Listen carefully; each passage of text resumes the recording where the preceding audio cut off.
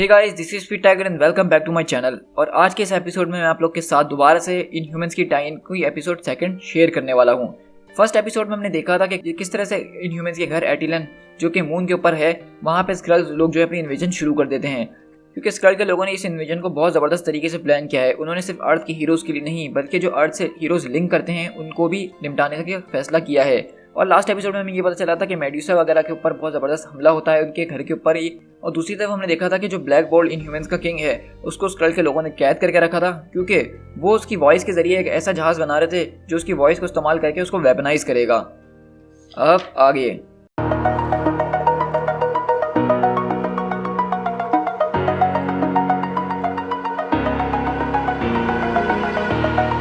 over the edge, feel like I'm floating through the air. The pain I felt is paid for, all is said and done. Oh, I am restricted, fixed upon the web. I need to kick the habit that my mind is breathing in. Break out, I've got to see. Spent all my life holding all of it closely. I played it innocent, a feel of discontent. I'm finally facing it all, fearless.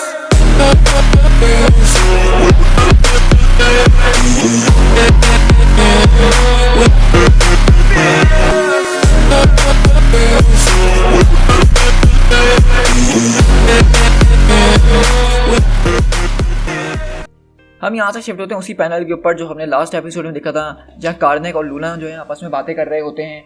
और कार्नेक बोलता है कि तुम हमारे घर को InvIT क्यों कर रहे हो। तो वो जो दूसरा सुपर स्क्रॉल होता है बोलता है कि कार्नेक, मैं तुम्हारे बारे में हर चीज़ जानता हूँ। तुम्हारे पास जो तोहफा है अब वो मेरे पास भी है। तुम मेरी वीकनेस ढूंढने की कोशिश कर रहे हो और मैं तुम्हारी। इसमें काफ़ी मज़ा आने वाला है। तो कार्नेक बोलता है कि मैंने इन हॉल्स के बीच सदियाँ गुजारी हैं अपने गिफ्ट को परफेक्ट करने के लिए। तो अगर मैं आज तुमसे जीत जाऊँ तो ज़्यादा कन्फ्यूज़ होने की ज़रूरत नहीं है। तो वहाँ पे वो दूसरा वाला स्क्रॉल बोलता है, परहैप्स तुम्हारी सबसे बड़ी वीकनेस तुम्हारा ओवर कॉन्फिडेंस है। और वो उसके ऊपर अटैक करता है, लेकिन कार्नेक उससे बचता है और बोलता है कि मैंने तुम्हारे भाई को देखा था कि किस तरह से वो एक लोहे के ऊपर गिरा और उसके सीने के वो आर पार हो गया। मैं यहाँ पे तुम्हारी कोई वीकनेस ढूंढने की कोशिश नहीं कर रहा हूँ फूल, मैं तुम्हें सिर्फ तुम्हारी मौत के करीब ले जा रहा हूँ। और इसी तरह हम देखते हैं कि बेसिकली वो खिड़की से नीचे गिरता है सुपर स्क्रॉल, और नीचे बहुत तेज एक रॉड लगी होती है जिसके ऊपर वो गिर के मर जाता है। यहीं से दूसरी तरफ हम शिफ्ट होते हैं जहाँ पे क्रिस्टल को जो है दो स्क्रल्स पकड़ रहे होते हैं, जिसमें से आप नोटिस कर सकते हैं एक स्पाइडरमैन जैसा है, एक वुल्वरीन और क्लॉसस जैसा है।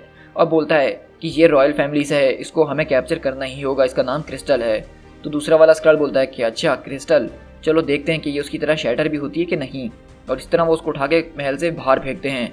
और इस तरह हम देखते हैं कि पूरे एटिलन सिटी के अंदर बहुत ज़बरदस्त फाइट चल रही होती है, जहाँ पे हर तरह के सुपर स्क्रल्स हम देख सकते हैं जो कि शेप शिफ्ट कर सकते हैं, जो कि साइज़ बड़ा कर सकते हैं, जो कि बहुत पावरफुल हैं, द थिंग की तरह हैं, फैंटास्टिक फोर की तरह हैं। और वो हर तरह से यहाँ पे इनको निमट रहे होते हैं इनह्यूमन से।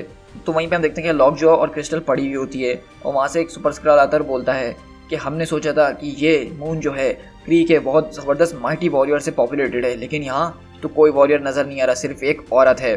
और वहीं पर क्रिस्टल खड़ी होते हुए बोलती है, हाँ मैं सिर्फ एक औरत हूँ जो कि कंट्रोल कर सकती है 4 एलिमेंट्स को, जिसमें एयर, वाटर, फायर और आखिरी क्या था मैं भूल गई, ओह हाँ स्टोन। और इस तरह देखते हैं हम लोग बेसिकली क्रिस्टल अपनी पावर और वहाँ पे अपनी मट्टी से जो है एक पुतला बनाती है ब्लैक बोल्ट का, जो कि उन स्क्रल से निमटता है और कहती है कि हम क्री के कुछ भी नहीं लगते हैं, अब हम लोग इनह्यूमंस हैं, हमारी अपनी पहचान है, हमें क्री से कंपेयर करना बंद करो।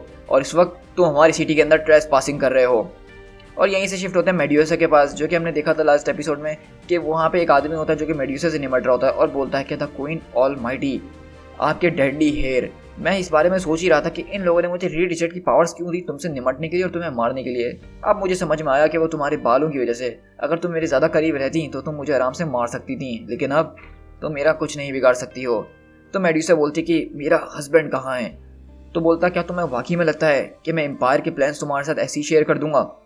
तो मेड्यूसा गुस्से से देखते हुए बोलती है कि मैं सिर्फ यही एक्सपेक्ट करती हूँ कि तुम्हारे पास एक अच्छी ग्रिप हो, क्योंकि हम देखते हैं कि वो अपनी बालों की मदद से उस बैल्कनी पे लटकती है और पलटते हुए उसको अपने साथ नीचे ले आती है। और वहीं पे मेड्यूसा बोलती है कि मैं उम्मीद करती हूँ कि तुम तब तक जिंदा रहो जब तक मैं तुम्हारे अंदर से सवालों के जवाब ना निकलवा लूँ और पता ना लगा दूँ कि मेरा हस्बैंड इस वक्त मौजूद कहाँ है। और इसी तरह हम शिफ्ट होते हैं उसी जहाज़ के अंदर जिसके अंदर इनह्यूमन के किंग यानी ब्लैक बोल्ट को कैप्चर करके रखा गया है। और वो स्क्रल बताता है जो उसको एक्सपेरिमेंट कर रहा है कि कंस्ट्रक्शन तकरीबन ख़त्म हो चुकी है मेरे दोस्त, अब हमें सिर्फ जो है तुम्हारी पावर को इस्तेमाल करना है और ये वेपन बिल्कुल रेडी है किसी भी प्लेनेट को बर्बाद करने के लिए। मैं तुमसे बहुत ज़्यादा क्लोज रहा हूँ और तुम्हें अब काफ़ी हद तक समझ भी चुका हूँ। तुम्हारी स्ट्रेंथ बहुत ज़बरदस्त है, लेकिन उसका मैग्नीट्यूड सिर्फ लिंक करता है तुम्हारे इमोशंस के साथ। जितना ज़्यादा तुम अपने इमोशंस को बाहर निकालोगे उतनी ज़्यादा ये पावर तुम्हारी खतरनाक होगी, और ये सारी पावर का सोर्स तुम्हारे दिमाग के अंदर मौजूद है।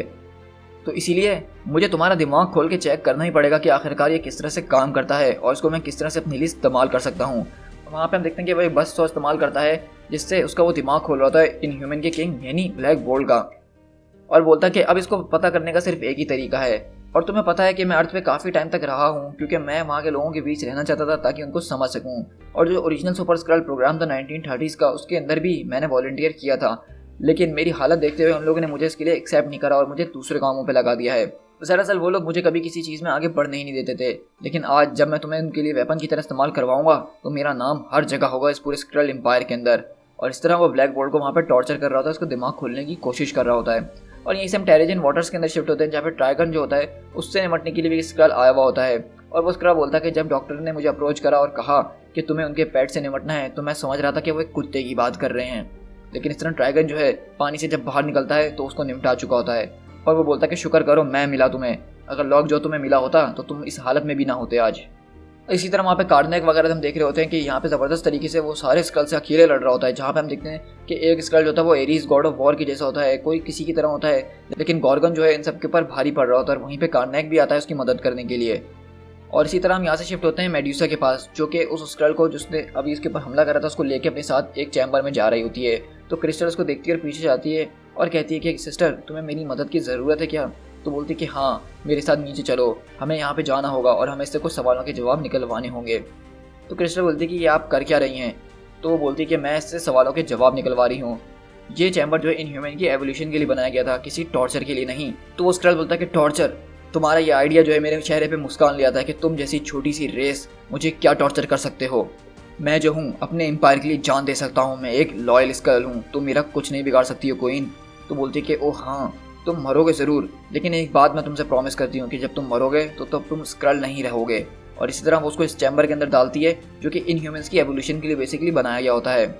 और यहीं से दूसरी तरफ हम शिफ्ट होते किंग मैक्सिमस के क्वार्टर के अंदर, क्योंकि यहाँ पे भी जो है स्क्रल के लोग इसके ऊपर हमला करने के लिए आए हुए होते हैं, लेकिन मैक्सिमस जो है अपनी बातों के जरिए उनको ऐसा दिमाग ख़राब करता है कि वो बेचारा स्क्रल जो उससे निपटने के लिए आया था वो पागल हो जाता है। और वहीं पे गॉर्गन आता है और पूछता है कि बॉय कहाँ है, ब्लैक बोल्ट और मेड्यूसा का बेटा कहाँ है, योर हाइनेस अशूरा कहाँ है आखिरकार? तो मैक्सिमस बोलता है कि लग तो ऐसा रहा है कि उन्होंने बॉय को भी रिप्लेस कर दिया है। तो वहीं पे स्क्रल शिप के अंदर हम शिफ्ट होते हैं जहाँ पे उन्होंने सिर्फ ब्लैक बोल्ट नहीं बल्कि उसके बेटे को भी साथ में कैप्चर किया होता है, इसका नाम अशूरा होता है। और वहाँ पे एक स्क्रल लेडी आती है और बोलती है कि हेलो अशूरा, तुम बिल्कुल ठीक हो और मैं यहाँ तुम्हें हर्ट करने के लिए नहीं आई हूँ। तुम अपनी साइचिक एबिलिटीज़ को मेरे ऊपर इस्तेमाल करने की कोशिश कर रहे हो, ये तुम्हारे लिए अच्छा है, लेकिन इन लोगों ने मुझे इस तरह से डिज़ाइन किया है जिसके अंदर अर्थ के दो मोस्ट पावरफुल साइचिक की एबिलिटीज़ मेरे पास मौजूद हैं, और इसी वजह से मैं तुम्हारे सामने खड़ी हूँ और मैं तुम्हें ताकि चेक कर सकूँ। मैं जानती हूँ कि तुम बहुत ज़्यादा डरे हुए हो और ऐसा होना भी चाहिए, देखो घबराने की कोई बात नहीं है। और इसी वजह से मैंने डॉक्टर्स को कहा था कि मेरे इस अपीयरेंस के अंदर तुम्हारी मदर के हेयर्स को भी मिक्स कर दिया जाए ताकि इससे तुम थोड़े कंफर्टेबल फील कर सको। और बेसिकली हम देखते हैं कि इसके अंदर दो जो साइचिक इसने कहा है जिसकी पावर्स इसके अंदर मौजूद है, तो वो उसमें से एक जो है वो एमा फ्रॉस्ट है जो कि एक्समैन की है, और दूसरी भी जो है एक्समैन की मेंबर जीन ग्रे है। वहीं पे हम देखते हैं ब्लैक बोल्ट के सर पे पट्टी बंधी हुई होती है और वो गुस्से से देखता है। और वहीं पे अशूरा आता है बोलता है कि फादर, तो वहीं पे स्क्रल बोलता है कि देखो ब्लैक बोल्ट, तुम्हारी तरह तुम्हारा बेटा भी कितना लकी है कि वो उस चांद के ऊपर नहीं है, वरना वो बाकी सारे उन कीड़े मकोड़ों की तरह अब तक मर चुका होता जो तुम्हारी सिटी के अंदर मौजूद हैं। अशूरा बोलता है कि मुझे माफ़ करिएगा फादर, इन लोगों ने मुझे कैप्चर कर लिया है। स्क्रल बोलता है कि मैं चाहता हूँ कि तुम मुझे अपने इमोशंस दिखाओ, तुम अपना कंट्रोल खो बैठो। फॉर द स्टार्टर्स मैं तुम्हें यह कहूँगा कि तुम बस इन चीज़ों पर ध्यान दो कि मैं तुम्हारे बेटे के साथ यहाँ पे क्या क्या कर सकता हूँ। और इसी तरह ब्लैक बोल्ट चिल्लाने की कोशिश करता है, लेकिन वह सिर्फ अपना मुंह खोलता है और चिल्लाता नहीं है। और स्क्रल बोलता है कि हाँ बिल्कुल, इसी तरह मैं चाहता हूँ तुम्हारी चीखें निकलें। और वहीं पे वो स्क्रल जो है अपने राज बताना शुरू करता है कि तुम्हारा हस्बैंड इस वक्त डीप स्पेस के अंदर है और हमारे लोग उससे उसकी आवाज़ सुनाने की कोशिश कर रहे हैं, उसको एक वेपन में बदलने की कोशिश कर रहे हैं। तो मेड्यूसा बोलती है कि स्पेस एक बहुत बड़ी जगह है स्क्रल, एग्जैक्टली वो इस वक्त कहाँ मौजूद है। और इस वक्त हम देख रहे होते हैं कि उस चैम्बर की वजह से इस स्क्रल की हालत बहुत ज़्यादा ख़राब हो गई होती है, ये किसी और चीज़ में ट्रांसफॉर्म हो रहा होता है। और बोलता है कि मुझे नहीं पता उन लोगों ने मुझे कभी पूरी बात बताई ही नहीं है। तो मेड्यूसा बोलती है कि इसका मतलब तो तुम्हें एक बार फिर चैम्बर में डालना पड़ेगा। तो क्रिस्टल बोलती है कि देखो बहन, इसको जो पता था इसने बता दिया, जरा इसकी तरफ देखो तो सही। मेड्यूसा, ये पागलपन है, तुम अपना पर्सपेक्टिव खोती जा रही हो यहाँ पे, तुम क्या अपनी बहन की बात नहीं सुनोगी? तो मेड्यूसा बोलती है कि हाँ, मेरी छोटी बहन, और उससे ज़्यादा तुम ये भूल रही हो कि मैं इस वक्त तुम्हारी क्वीन हूँ और तुम्हारी क्वीन ने तुम्हें एक ऑर्डर दिया है, लॉक जॉ को लो और अपने कजन्स को गैदर करो। तो वो पूछती ठीक है, लेकिन ये तो बताइए कि मैं उनसे क्या कहूँ कि हम लोग कहाँ जा रहे हैं? तो मेड्यूसा बोलती है कि उनसे कहो कि हम लोग ब्लैक बोल्ट को ढूंढने और रेस्क्यू करने के लिए जा रहे हैं। तो वो बोलती है लेकिन हम यहाँ से जाएंगे कैसे? तो बोलती है कि ये स्कल्स हमारे घर तक किसी ना किसी चीज़ पे तो आए होंगे ना, हम उसी चीज़ को इस्तेमाल करके यहाँ से आगे जाएंगे। और इसी तरह हम लोग देखते हैं कि क्रिस्टल वहाँ पर टेलीपोर्ट होकर आती है स्कल के उस जहाज़ की तरफ जो कि इस मून के ऊपर आए थे, और इस तरह कॉर्गन और कार्डनैक भी वहाँ पे पहुँचते हैं और उन स्कल से निपटते हैं। लॉक जो और जो बाकी हैं वो उनकी डिफेंसेस को क्रश करके रख देंगे। हम भी उनके ऊपर वही रूथलेसनेस दिखाएंगे जो उन्होंने आज हमारे घर में हमें दिखाई है, और जिस तरह से उन्होंने हमारी फैमिली हमारे गिफ्ट्स को चुराया है, अब हम उनकी टेक्नोलॉजी को चुराएंगे। हम उन्हीं के जहाज़ को लेकर जाएंगे जो हमारी वो सिटी में लेकर आए थे, और इसी के इस्तेमाल करके हम ब्लैक बोल्ट को वापसी लेकर आएंगे। इसके लिए चाहे हमें पूरा का पूरा स्पेस छानना ही क्यों ना पड़ जाए। और इसी तरह हम देखते हैं कि वो लोग उस सिटी से निकलते हैं जिसमें कार्डनैक, क्रिस्टल, गॉर्गन, ट्राइगन और मेड्यूसा मौजूद होती है, और साथ में लॉक जो भी। और वो लोग देखते हैं कि सिटी की बहुत बुरी हालत हो रही होती है, वो जल रही होती है। तो गॉर्गन बोलता है कि तुम्हारी बात बिल्कुल ठीक है, लेकिन मुझे अपनी क्वीन के ऊपर पूरा भरोसा है कि हम लोग यहाँ से जा रहे हैं तो उनके पास कोई ना कोई प्लान ज़रूर होगा। तो क्रिस्टल बोलती है कि मुझे समझ में नहीं आ रहा कि इसमें कौन सा प्लान है, हम सिर्फ 5 और वो पूरा स्क्रल एम्पायर, हम उनसे कैसे लड़ने वाले हैं। और इसी तरह हम देखते हैं कि बेसिकली ये लोग निकलते हैं स्क्रल एम्पायर की तरफ, यानी कि ब्लैक बोल्ट को ढूंढने और रेस्क्यू करने के लिए। To be continued.